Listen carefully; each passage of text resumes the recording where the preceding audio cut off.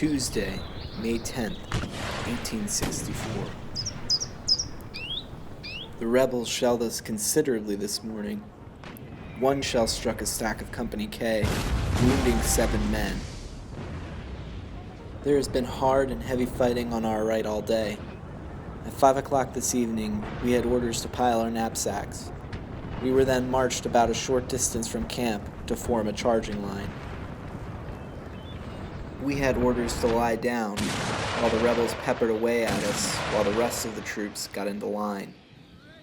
The Rebs were about 200 yards away, behind strong rifle pits. At 6 o'clock, all being ready, the command to charge was given, with instructions to reserve our fire until we jumped the rifle pits. We started on the full run with cheers. A brush pulled my cap off in the start, and I went in bareheaded. Many a poor fellow fell pierced with rebel bullets before we reached the rifle pits.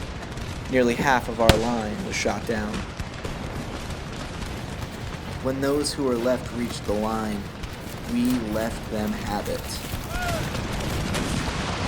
They were very stubborn, and the bayonet and clubbed muskets were used freely before the pit was fully in our possession.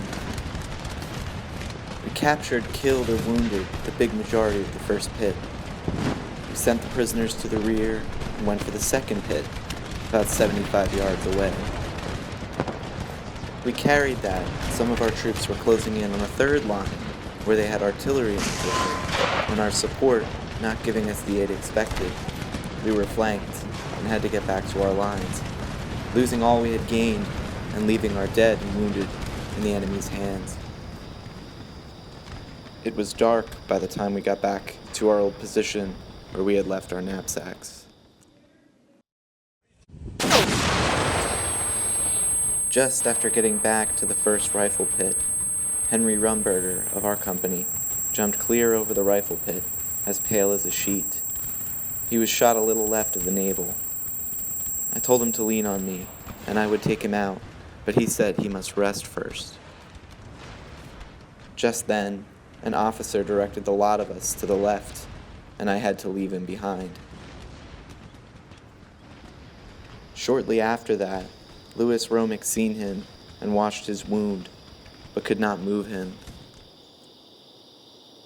Henry was never heard from after we left him at the rebel breastworks, and he certainly died there. Diary of Henry Keiser, Company G, 96th Pennsylvania.